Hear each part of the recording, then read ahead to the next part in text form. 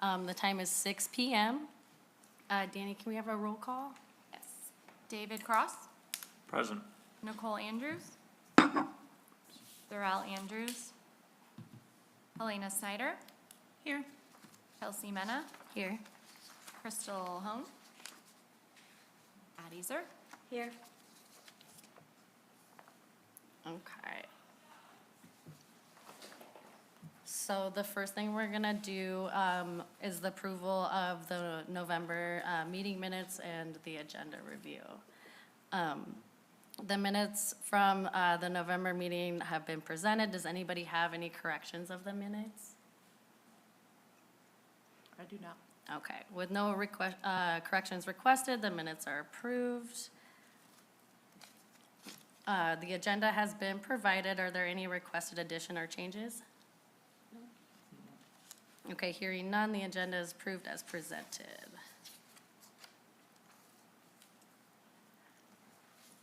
Okay, I now turn the floor over to the Director of Communications, Maggie Kelly. Thank you. We have a presentation from a member of our district shortly, but before that, I just wanted to provide a quick update to everyone. Our reconfiguration parent committee is getting off the ground soon. We had a good group of parents and employees and community members that signed up to be a part of the committee. I'd like to welcome the RISE committee to be a part of it if you'd like to as well. Otherwise, I will just be providing an update after every meeting on the progress of that committee.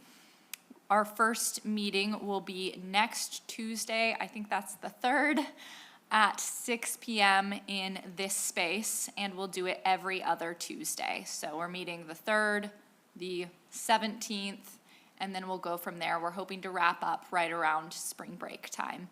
But we're looking forward to working with our community to improve the parent pickup, drop-off, transportation process as we move into next school year with reconfiguration.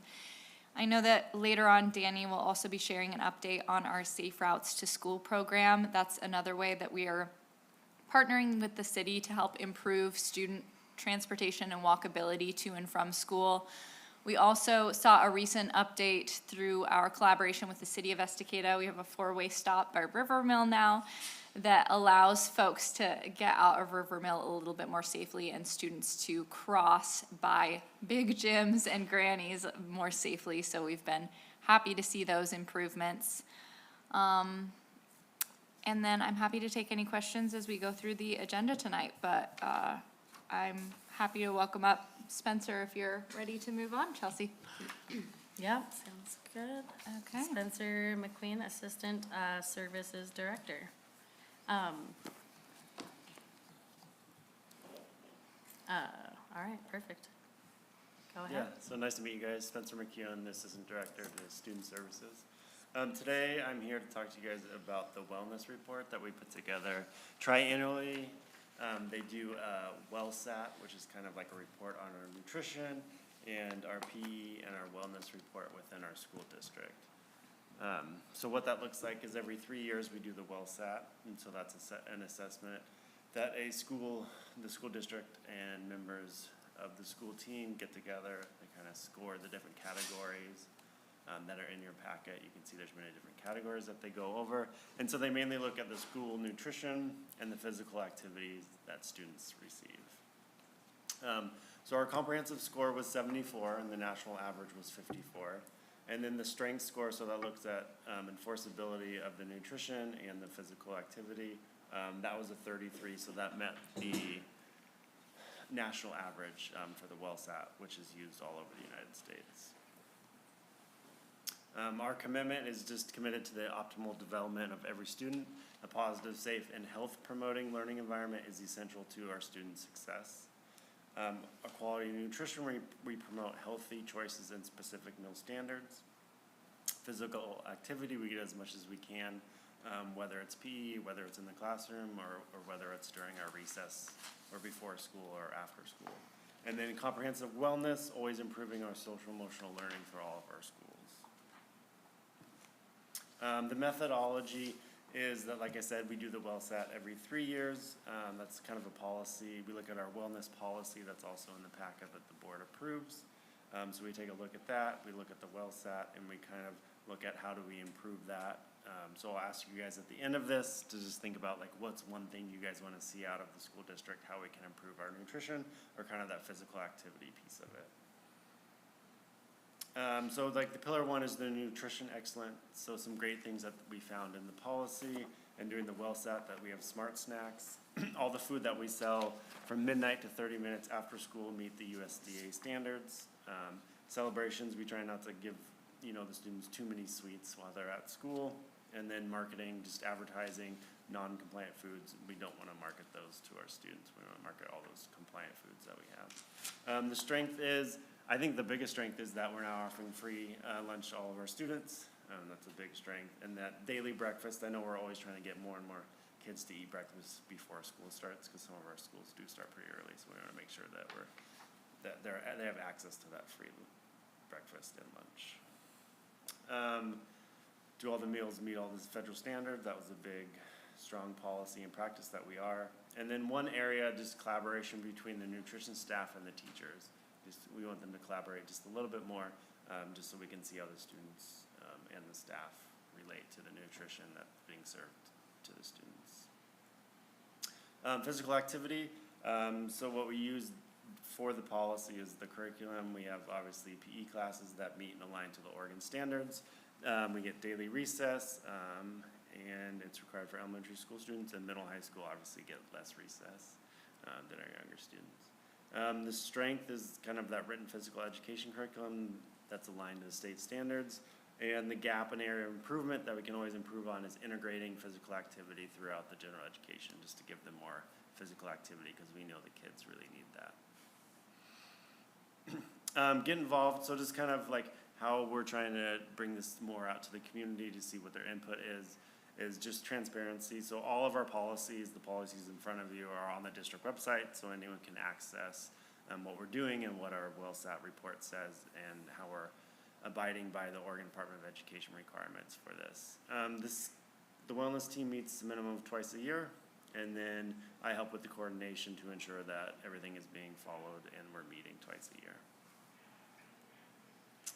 Just healthy students mean better learners for us. And so what I'd like some feedback from you guys is, do you have any questions about the nutrition or physical activity that occurs in our schools? And then like kind of what's one thing you'd like the school district to work on in relation to those physical activity and nutrition? Yeah, did changing to free lunch change the quality of the food that we get now? I don't know if it changed. I couldn't speak to that. I'm Okay. not in the nutrition department, but I Okay. know it definitely improved our access for our students being able to, eating more breakfast and lunch, and it's free. So I think counts are up, and I think we're trying to really improve that breakfast count too. I've been in some conversation with our nutrition services coordinator, Lori, and I know that was a concern of hers when we looked at switching over, and for the most part, we've been able to maintain scratch cooking. That's been a big commitment of theirs. Another thing that they do that's so fantastic is they survey kids frequently on like what items and choices do you enjoy the most, and they're always trying to honor that. How parental of them. I It don't doesn't always know, pay yeah, off. and this is probably more of the nutrition side of things, and I know that there has been partnerships or the collaboration of doing it in the past is more farm to table. Having the kids actually grow the foods that they're also consuming as well. I know they did it at the middle school Okay. a while back. That's something that I would love to see, I guess, Okay. either continue or start up again, something like that, because I think the kids, when they can grow something and they can consume it, it has the mental and the physical aspects to it, in my opinion. So I don't know if that's something that still is going Yeah, on. that's a great idea, and that's something that we can bring to, maybe the high school or middle Yeah, school. we could used to have a do that in the class high or- school. Or after school. Like in the science wing, that little Yeah. like our area, the agricultural A area CTE there. class or Yeah. something like that, yeah. We have the garden in front of the middle school, and we've had a Yeah. wonderful Yeah, that's what- volunteer that has helped with students harvest produce, and that goes to, in part, the Estacada Food Bank, and then in part, our school cafeterias.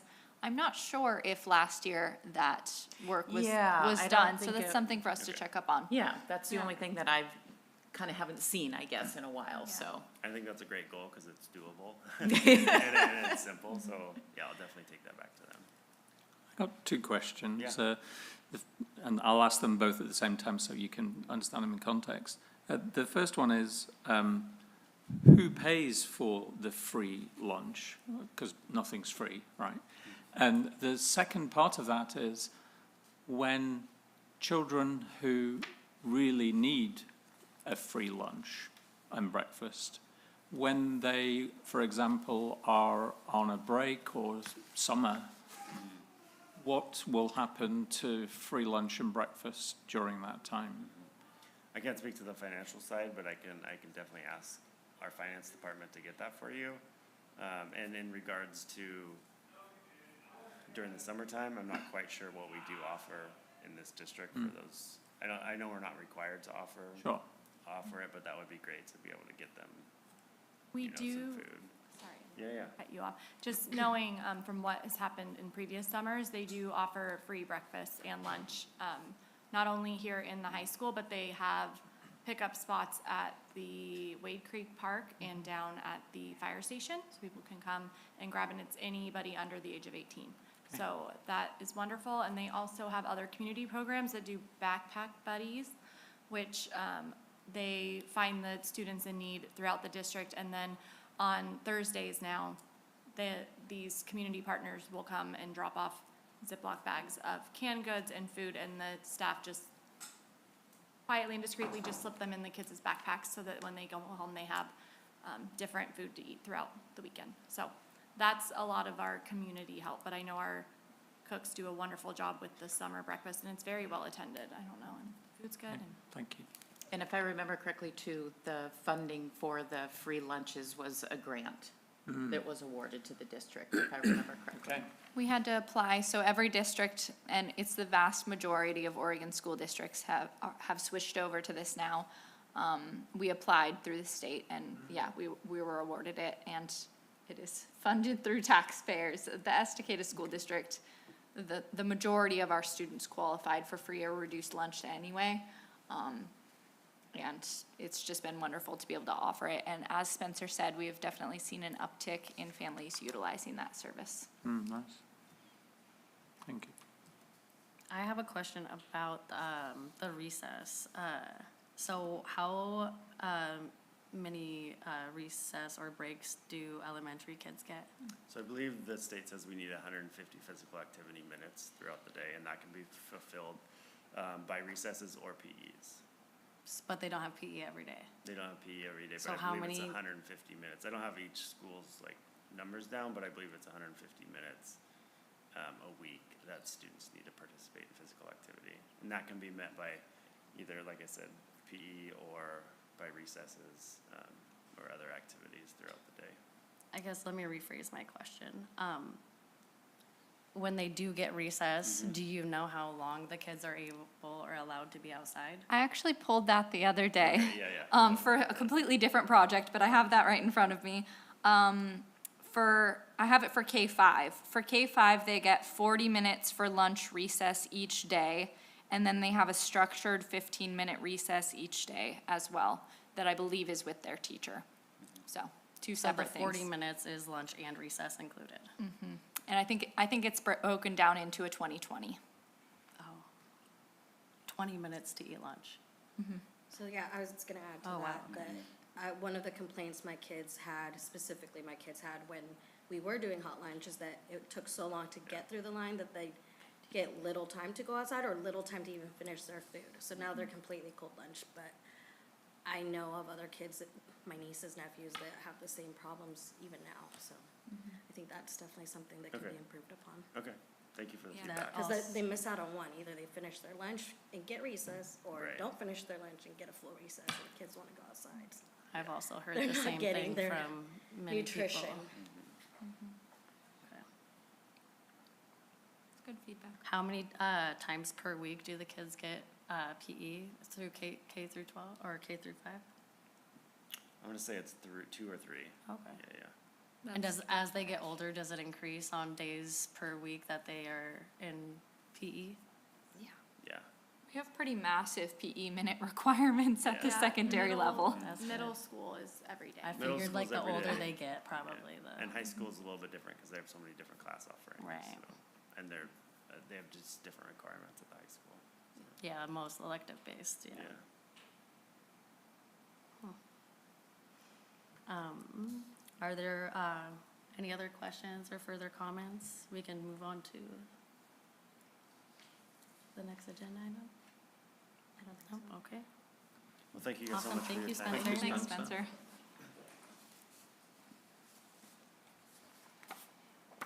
Okay,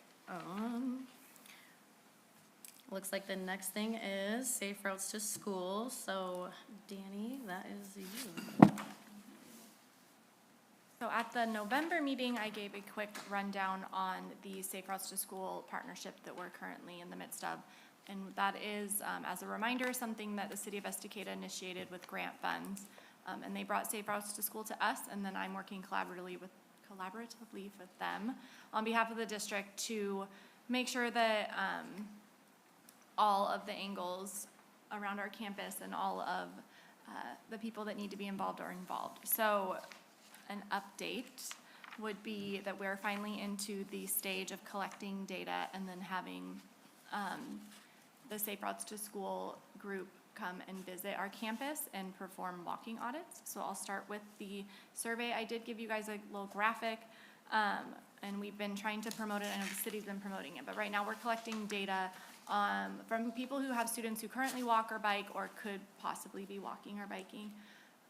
We need to know the areas of concern and the reasons why you feel comfortable with your student walking or not walking.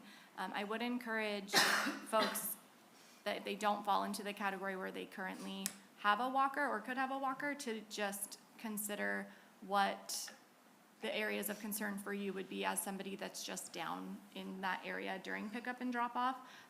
On that survey, there's places for you to even like drop a pin to say, this is a concerning area for me, and explaining why. Like, I think there should be more lighting here, or there should be a better sidewalk, or anything of that nature. There needs to be better accessibility for other students. I think that this group would be a wonderful group of being able to see, like, maybe it doesn't necessarily apply to me or my student, but I can see how it would apply to others. So if you have 5 minutes of your time, it closes at the end of the week, I would really appreciate taking the time to do that. And for the folks that are really invested in the safe routes, we do have a task force that's being pulled together, and currently we do have some community members, but it's a lot of city employees and people from the Traffic and Public Safety Commission, along with ODOT and other community partners that are coming together to give a different perspective than maybe what the parents have. And we'll have transportation there, but we're meeting the week of February 8th. So we're going to be performing walk audits. If you see folks cruising around in groups, kind of taking notes, that's the plan. And so we'll be watching students come and go, have a good understanding of where really the city can take the time to plan proactively for growth. This works really well with where we're at as a district, considering this reconfiguration. We do anticipate a lot of students traveling from one elementary to another, meeting up with their siblings or a parent somewhere in the middle that needs to find a central location. So we'll be kind of collecting information from all of these aspects as we move forward with both committees. And if you are interested in joining the task force, you can reach out to me. There's a QR code on here. Lots of opportunities for people to be involved. So if you know anybody who you think would be a good fit, I'd be happy to chat with them about it or connect them with the folks at Safe Routes to School. But overall, it's going to be a lengthy project. They're planning on it ending in about August for us. So at the end of this, the goal is that they'll have some feedback and better understanding of what we should be doing as a district to make sure our students are safe, but also more the city and how they can increase the infrastructure, the safety on their end. So sidewalks and lighting, and hopefully more on their pocketbooks than ours, but we will see. And of course, being able to help with wording and data and all the things that we need to apply for potential grants. So hopefully this will be a gateway into increasing the efficiency and the safety of pickup and drop-off. I have a question. I guess how far, distance-wise from the schools, does their safe routes extend? So, because we bus, it depends on the age of the student, but because of our busing, we don't pick up students outside of The 1 mile, 1 right? mile elementary, it's 1.5. Okay, But that is technically what route they're looking at, right? Because that's within their scope of the city limits, is they want to make around the district safe. But on that survey, by the way, thank you, I'm going to jump back for just a second. It does say how far away from the school do you live, and the max that they have on there is 2 miles. I would just select that and move on with the information that you have, because all of our feedback does matter, even though we are a mere 3 or 8 miles out. But that is really what they're looking at, is any of the basic walking paths between us and where these housing developments are, and then these upcoming housing developments are. So I'm really being proactive in explaining to them the growth that we're seeing and how it is unusual, and that I know that they're wanting it to be safe for the next school year, and we do too, but also we would love to see what we can do to be ahead of the curve, because we know these big housing developments are coming, and a lot of them are going to be within that boundary of no busing. So that was a long-winded answer. Did I answer your question? you know, you did, because Okay. I do remember I couldn't remember the mile and a half, but I did remember the mile, and I wasn't sure if they were kind of going maybe a little bit beyond that, just to play it safe, but no, that's kind of what I suspected, so. And Thank if you. anything crosses your mind, or if you complete the survey and a couple weeks from now you're driving through and you see something, like, feel free to reach out, or anybody that watches this, reach out to me and shoot me an email, because I'm meeting with them frequently, and I think it's important for them to have real-world examples of what we're seeing every day. And, you know, we're down there when it's dark and kids are darting, and our district does a great job, I think, with our traffic control, that we do as much as we can. But there's always room for improvement. We want to make sure that our kiddos get here safely. I have a question. I lived in Sweden 5 years. I have 2 kids in Sweden, and one of the remarkable things I discovered when I lived there is that you could cycle from the south to the north of Sweden, which is 980 miles, and never need to go on a public highway. And we don't have that Right. latitude here. But one of the interesting things I found out when I was working on the previous school board is that the Oregon insurance companies provide data on accidents, including a map of where those accidents occur. Okay. Would it be of any use if I pulled some data, shared it with you, so that I can point out like the mile and a half around the school and show you where the hot spots already exist? I mean, that would be wonderful. I'll do if that. I know that would be great for us to review and learn from. I would be curious if they are doing that. So I don't want you to do the work if that's something that they've already pulled. Oh. But I will mention it to the Safe Routes to School. It'll take me literally Partnership. 4 or 5 minutes to find Okay. a link. I'll take it from you. For I will love it, example, yeah. you know, on Springwater Road near the fire Yeah. station, before they put the 4-way stop in there, that was like a big circle of accidents. 'Cause Yeah. it was I mean, it still probably is, but that's the kind of data that it can give you, and it prevents having to guess, oh, is that corner dangerous or not?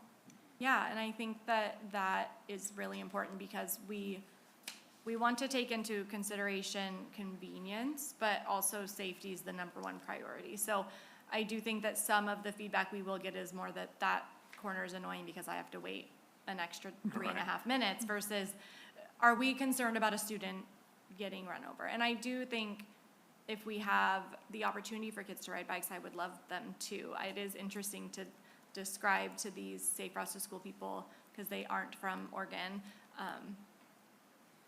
I'm excited for them to come see it in person, because they are like, you hardly have any bikers, and you hardly have any, and it's like, we are 715 square mile school district, so a lot of kids can't ride a bike to school. It isn't happening. But it's interesting, and I think that data would be helpful, of course, so I would appreciate I'll that. share it, and if you don't use it, don't feel bad, because it took Okay, me no. little time to find it. I will definitely pass it along and we can use it in our workshop, so I'll thank you, send and it. for our meeting. I mean, we were just having an anecdotal conversation this Yeah. morning about the frequency of crashes that we've seen just around our schools and how few we've seen personally, but to have data to back that up would be really nice. Yeah, because the insurance companies are already collecting these data and kindly sharing them.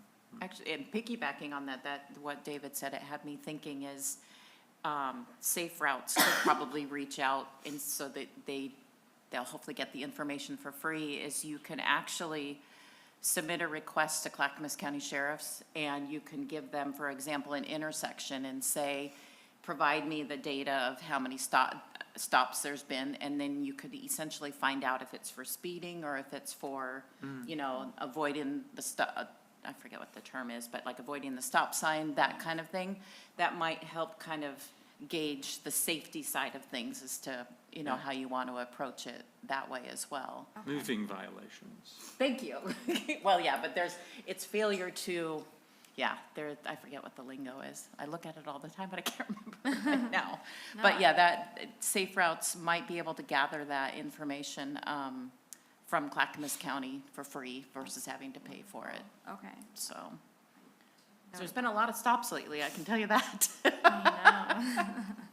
Will they only be improving what we already have, or are they open to adding, making better?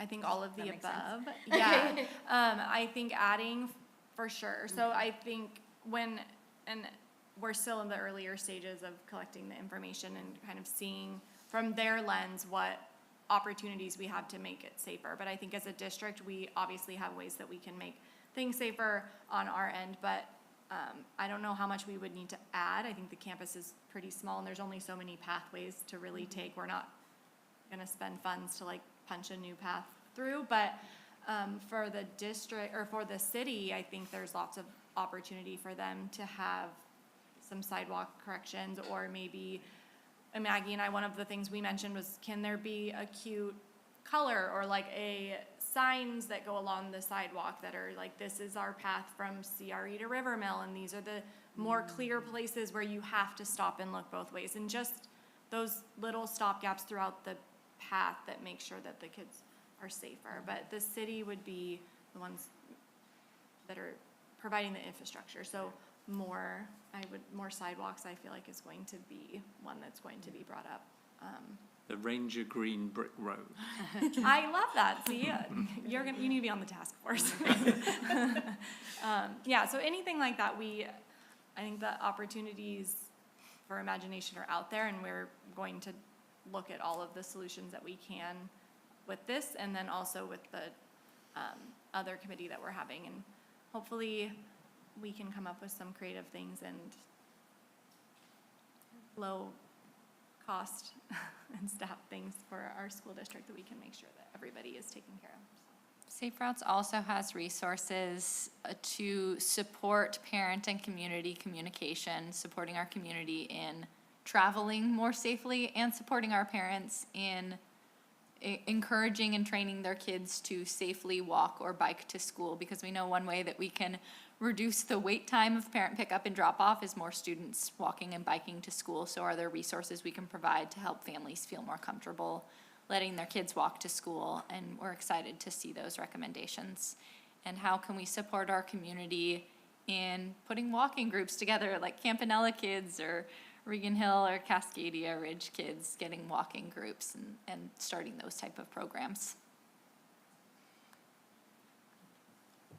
If there are no further comments, I want to apologize, Maggie. I was skipping over here, and I looked back, I was like, wow. I skipped over your presentation for the 2024-25 academic success update, so I apologize. That is okay.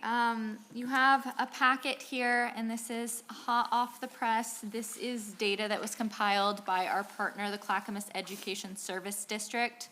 So the Clackamas Education Service District, they provide services to all of the school districts in Clackamas County.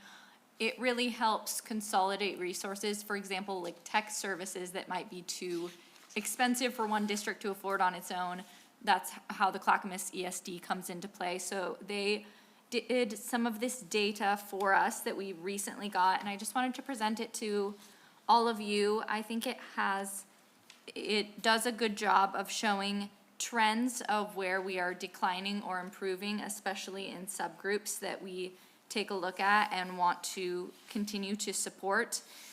I do want to note that this is change from the 23-24 school year to the 24-25 school year. So this is last year and the year before data, this year data we just don't have yet. There's always a lag in data. But I wanted to take a moment for you to look over it and see if you have any questions. But also in many areas, we are experiencing a lot of growth, which is exciting to see, particularly in attendance and things like learning standard proficiency, which is really exciting to us. Ninth grade on track and high school GPA, for the most part, we're seeing an improvement. I did want to call to attention at the bottom, our multilingual learners. We saw a backslide from the 23-24 school year to the 24-25 school year. And that's something that we need to look more into. For example, our ninth grade on track, that tells us, okay, they're sophomores this year. Let's check in on them and see how they're doing. Are they still struggling to be on track? Or have we closed that gap with this student population? So that's how we're able to utilize this data to make sure that we are giving extra attention to groups of students that we are seeing struggling. The other thing that's important to note is many of these groups are very small groups of students, so even one or two students really struggling can affect the data outcome. But please let me know if you have any questions on this. And we're already looking at early data for testing. We did a formative test called DIBBLES with some of our kids recently, and the results we're seeing early were really encouraging. So we're headed in the right direction. We just always like to keep an eye on the data. One question I had, I was looking back at the population breakdown. Yeah. And the Latino, Latina, do we have any data on that to show any increase, the same or whatnot?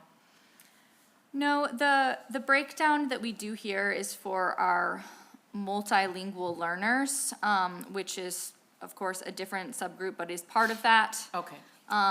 We do also have a Latino group, but I see that they didn't pull it in this. So I can pull that subgroup and email it to all of you. I was just curious because it does seem to be, near one of the larger percentages as Yeah. far as population is concerned, so. Yeah, I can pull that and email that to all of you. In our multilingual learner category, we also saw an increase in our migrant student attendance last year, which are students that are new often to the U.S. They are learning English for the first time, and so we're acclimating them, and that was one trend that we saw last year.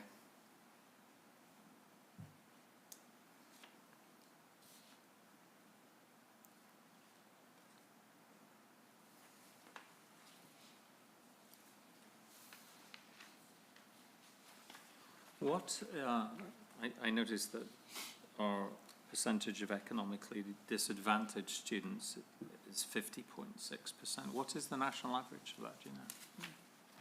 That's a really great question. I couldn't say that off the top of my head. I can look that up as well. I know for our surrounding area in Oregon, we're on the high side for sure. It also, the way it is calculated has recently changed. It used to be calculated differently. Now it's often people that qualify for SNAP benefits. So that's been a change in the calculation of economically disadvantaged students. Okay.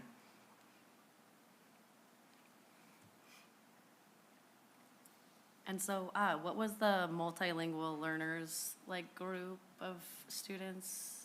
So those are students that their primary or first language spoken at home is a language other than English. Okay, and their graduation rate has gone down 15%? Yeah, so that's definitely an area of concern. I will say, our multilingual learner graduation rate, that 23-24 school year, was outstanding. It far outpaced the state average. And so we did see a dip in the 24-25 school year. I believe we are still above the state average in that category, but the backslide, there's no denying that it's concerning.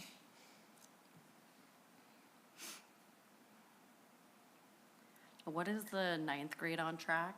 What is? Yeah, great question. So ninth grade on track, and this is another concerning one for that group of kids. Ninth grade on track means the number of credits that our ninth graders have, are they on track to graduate or not? If they're falling beneath the credits that they should have in order to graduate on time. So we track that pretty early, and we have a really, really strong ninth grade on track program this year that is targeting and providing support for every ninth grader that is falling below that threshold. Ninth graders go through a ninth grade success class. They're required to do that, which kind of helps them get organized and things along that line too, so. And there's a lot of research that shows that if you fall behind by the end of that ninth grade year, it's just really hard to catch up. So if we can keep you on track by ninth grade, we can really help you graduate on time.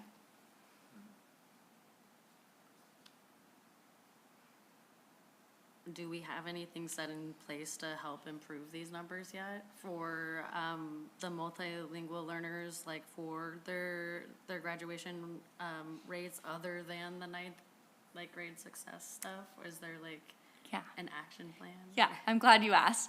Our teaching and learning director, Jennifer Berman, could speak more technically on this, but we have a program called Language for All, which teaches basically school staff how to support English language learners.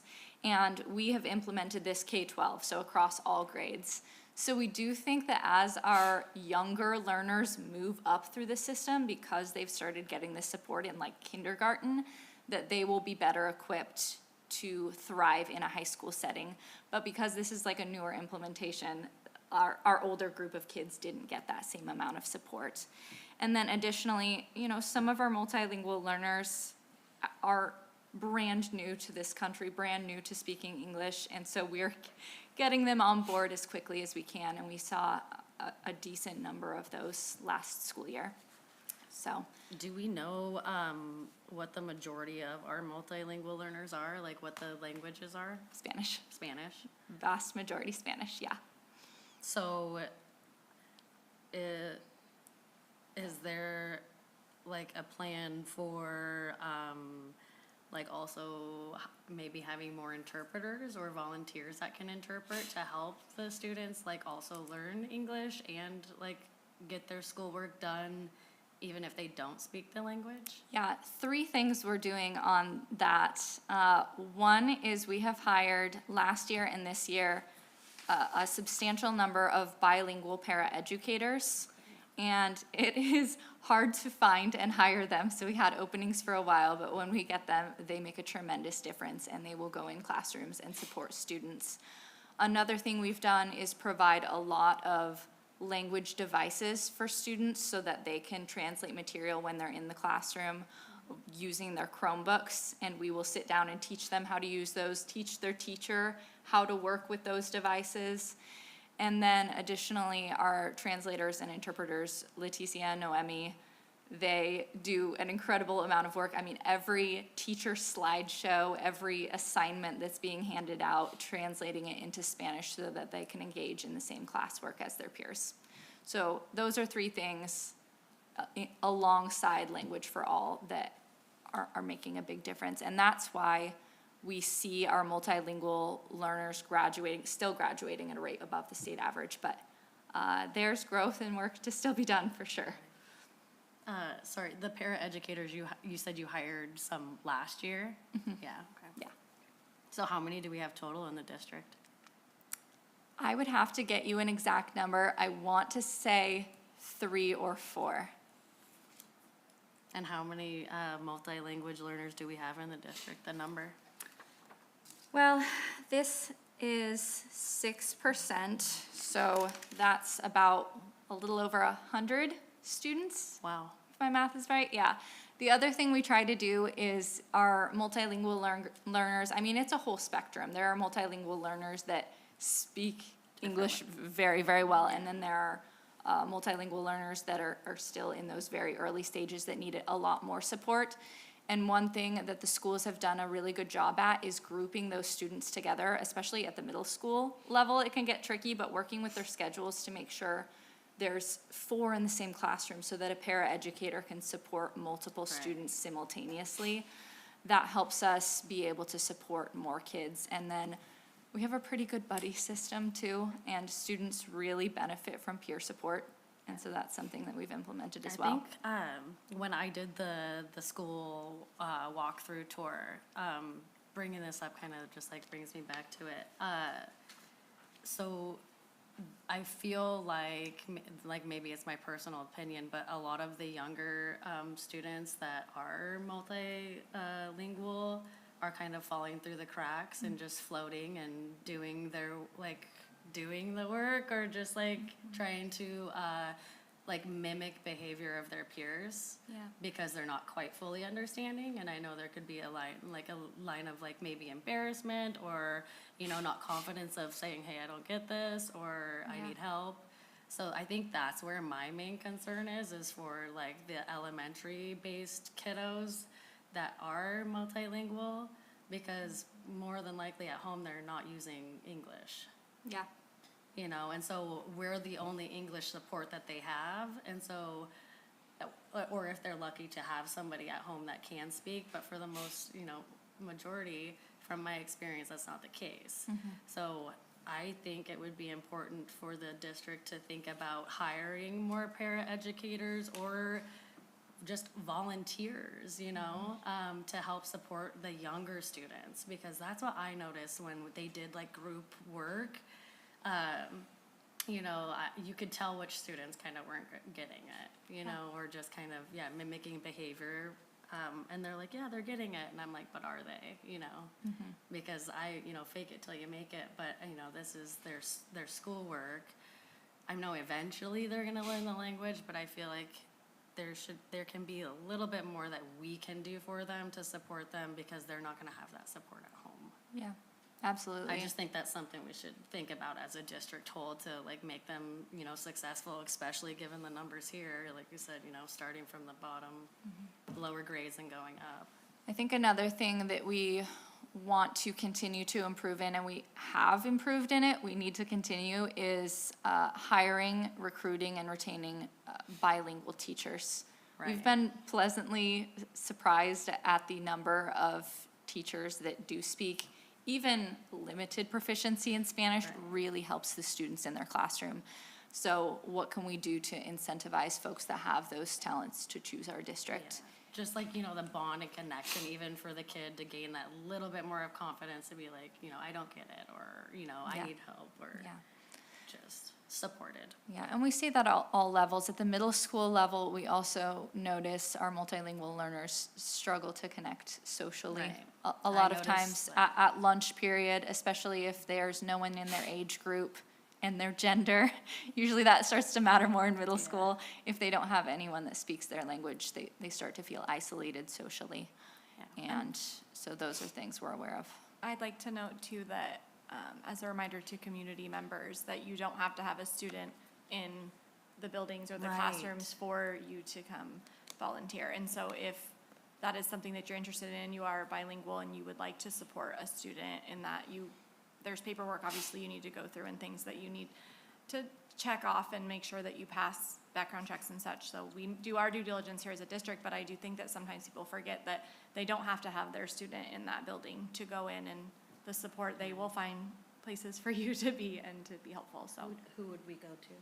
I would go to the building that you would like to volunteer Just the in. office, the- Yeah, and you can swing by the district office too, and I would be happy to connect anybody with that. But I think each building maybe has a different set of paperwork, but, well, not a different set of paperwork, but questions, I guess. Not, the background's across the board, but what you would be interested in helping out with would vary.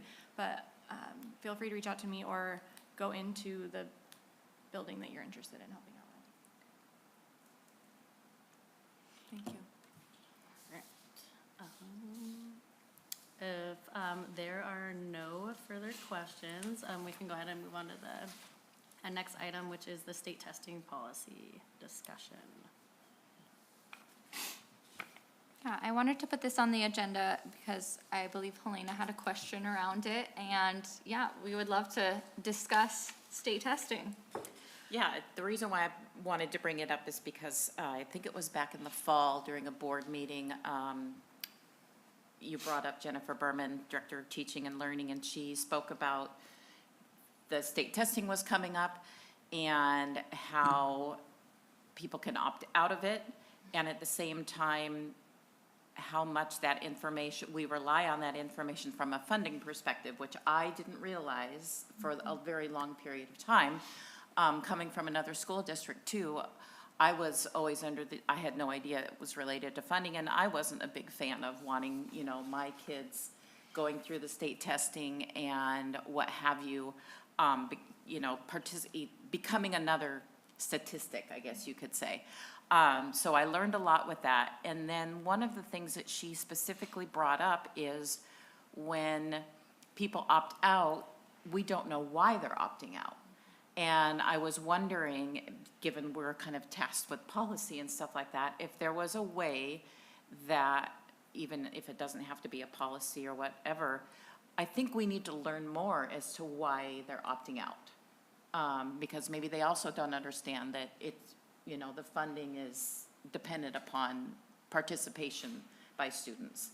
So that's why I wanted to bring it up. I didn't know if that was something that we would need to consider from a policy standpoint, or if it's something that, Jennifer can task or put on the form whenever people do want to opt out. But we're a data-driven district, and so I kind of felt that it was just one of those things that I think might be beneficial for us to Yeah, there were collect. consequences to the decision of Yeah. opting out. Yeah, exactly.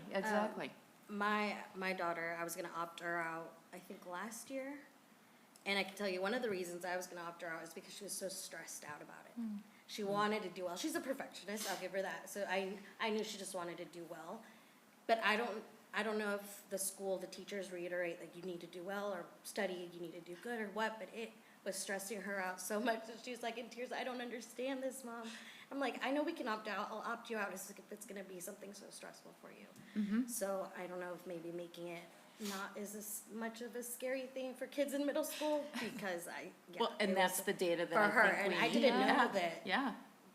it helps with benefits for the school. So It's I such a good almost did, point. but I was Yeah. like, just do your best, Now you can add the school funding dependent. Yeah, like, I didn't know if it affected her grade in any way, but I was like, you're not gonna be in trouble if you do bad, like, Well, and just maybe that's do what- what you can do. Maybe there needs to be more communication, I guess, as well, Right. behind the state testing, and that it's not something that, it's gonna affect their grade, you do what you can do as far as the testing is concerned. Yeah, that's why I wanted to bring it up too, because, Yeah. it just there's some missing pieces, obviously. Right.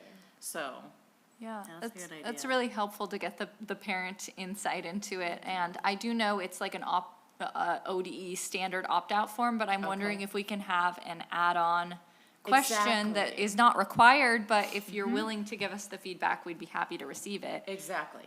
Yeah, I Or can there's check. like, didn't you guys have to send out like an email letting them know that, or the bunch of parents had requested that if the state testing comes out again, that an email be sent to like inform families that That was a testing's- different, Okay, whatever that was, but like something like that, like you could like send the email and then like there could be like a survey monkey at the bottom, or like a short, like, I don't know, something they could click or something, or fill out real quick, like a comment of why they opted out.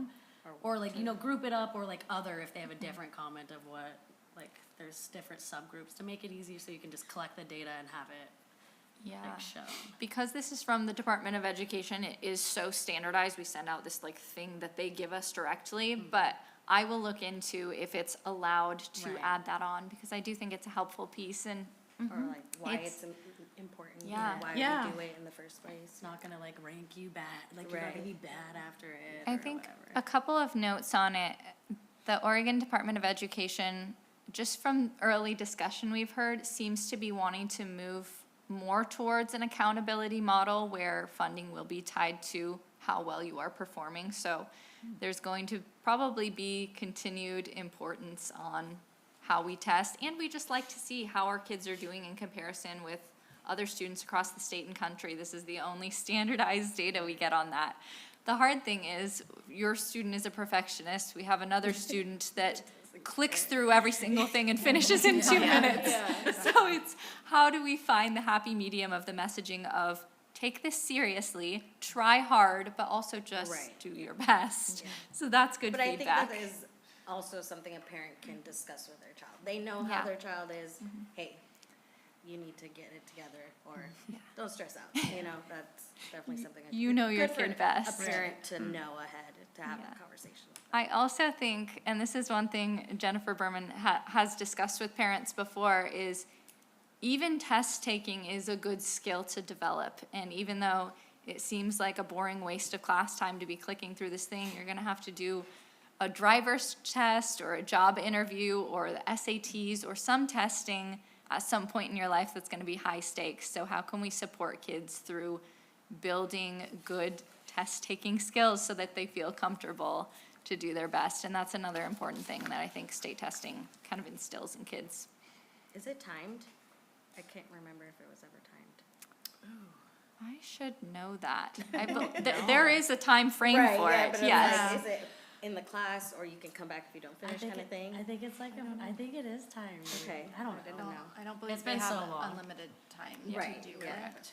Also, yeah, the communication behind why and how to maybe support your students that are nervous, I think we Right. could work on that for sure. And also let the students know, like, that they aren't at recess if they're not doing it too, like they, it's probably a pretty boring time to not Right, take you the got, oh test. yeah, you time, gotta but go outside and hang out if you're.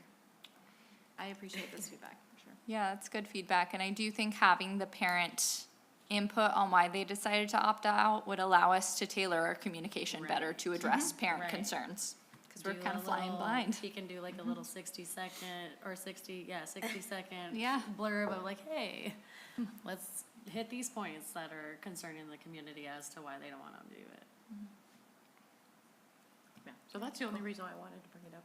Yeah, That was awesome. No, I will thank look you. into that and report back. Wonderful. Thank you. Thank you. Okay, so we can move on to the next agenda if there's no further comments.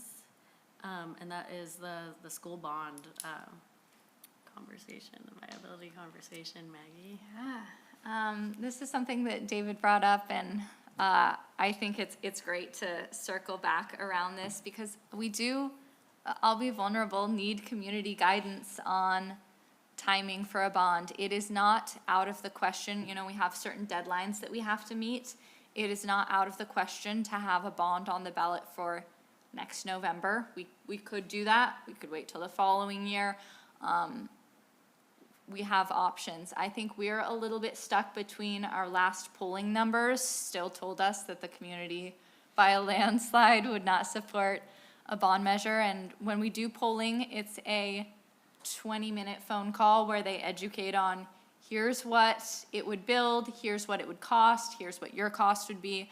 And so when they have that polling, they poll them at the beginning of the phone call and at the end of the phone call. And we see if after that 20-minute conversation, if there's been any movement, because that allows us to know, okay, if we do a good job with the campaign, we can move people or we can't. I was gonna say, I don't know, probably need to wait another year, because I don't know if it's a good time, because Westland passed their bond, and then they decided they were gonna close schools. And there's a lot of mad parents over there. So I, right now, with how they're saying they're cutting, I'm not for sure a bond would get passed, because like I said, Estacada has, I mean, not Estacada, Westland, they have income over there, and they voted the bond, and they still closing schools that they promised that they wouldn't. Yeah, we've had conversations with Westland. Westland is in a different situation from us in that they are shrinking instead of growing, but it's true, it really upset their community to see that they passed a bond and then 2 schools are closing, but then they're building another elementary school. Yeah. So that's a hard conversation. We also saw Gladstone's school bond failed and Sandy's school bond failed by a very significant margin. So it is not the friendliest climate for school bonds or a tax increase. We know the economy is tricky, but we also know that our needs are very pressing. And as we look into a time where there are going to be budget cuts, school budgets at the state level are being told to prepare for tough economic times. It's troubling to think about us having to spend so much money on our maintenance budget to patch roofs when that could be going to avoiding layoffs. Or I don't mean to incite fear, but it's tough to think about the amount of money that we have to divert to maintenance that could instead be going to our kids, especially when we're having such a hard time financially. So I'm open to feedback from all of you. I just want you to know that a lot of thought goes into this decision, and it's not an easy one. A follow-up question, I guess, when it comes to budgetary side of things, because being on the budget committee, and now David is also on it as well. And I'm remembering, and please correct me if I'm wrong, there was a recent audit, or there was a whistleblower with regards to ODE and the finances there, and there was some, I don't know if it was talk or discussion about the fact that, and I believe Estacada Schools is one of the schools that was not receiving the correct funding. Do you have an update on that by chance? It's been a couple months, I think, right? Yeah. Since it all came out? Yes and no is the answer to that. Okay. The conversation is continuing. Salem Kaiser is Thank the district that is driving that. They're the largest district to be really affected, so they carry a little bit more weight at the state level. If I were to give you my gut reaction, I would tell you that hopefully that will lead to improvement, but it's not gonna be improvement that we'll see next year. Yeah, Or exactly. anytime soon. There's definitely an improvement that is needed in the way they fund schools to make it more equitable, especially when it comes to economically disadvantaged communities. I think that reform is going to take some time and get stuck at the state level, as we know things do. Yeah. Yeah, and that darn calculation drives me crazy every time, too. Yeah, I mean, the quality education funding model was instated in, I believe, 1989. Yep, it was in the 80s, and they still use it today. It's time for reform. I'll say one more thing with what she just mentioned, and like I said, they pulling, we already had a rough time getting people to wanna pass it, and when they hear those things, then it kinda validates their feelings, and there's even more of, not gonna wanna pass the bond. I mean, I definitely need the bond to pass, cause they need new schools. But, I don't know, you're gonna probably have to get very creative on how you do this, and probably transparency is probably gonna be the biggest things that's gonna build the trust back with the community. Yeah, I think it's hard, exactly what you're saying. I think our kids get held hostage to the things that are going on at the state level or in other communities. They see government misuse of funds in other districts or in other communities, and that erodes people's trust in the government. And it's so hard to earn that back when we're really trying to be transparent in Estacada, but you turn on the news and you see bad stories, and that has an impact on people. So I don't know how we contend with that. One thing we've talked about is if we do go out for another bond, we will probably do a much smaller one that won't deliver all the fixes that we need, but at least it will be something. And if we get a bond on the books, then at least we can show the community, hey, you gave us money and we did a really good job with it, and we're really accountable with your funds, and tell that story and hopefully rebuild trust. But how we get there is the question. I put some numbers together, Yeah. and please correct me immediately if any of them are incorrect. The thing is that in 2025, our own 2020 bond expired.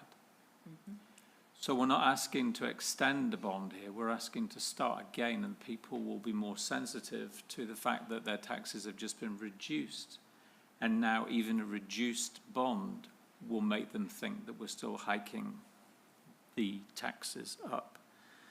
I looked at, in 2024, 9 of 17 school funding measures failed, of which Estacada was one. Comparable failures were Sandy, which you mentioned, 172 million, Gladstone at 60 million, and Athena Western at 12.5 million failed. The ones that succeeded were Banks School District at 90 million, Lake Oswego at 250, and Lincoln County at 73. And if you look at the footprint of the school districts that passed, it's because they're an economically different animal than Estacada. And so when you highlighted this economically disadvantaged students of 50.6%, what you have is a school district, our school district, that is economically disadvantaged, and there's a core of residents that are very opposed to tax hikes, primarily Republican, and the Republicans have been very sensitive to misuse of public funds. We've seen citations from Minneapolis and things like that. So the other thing is that the construction costs is about a 3 to 4% annually post-COVID increase. But for example, some things have been very sharp spikes. For example, concrete. I told you I went into this.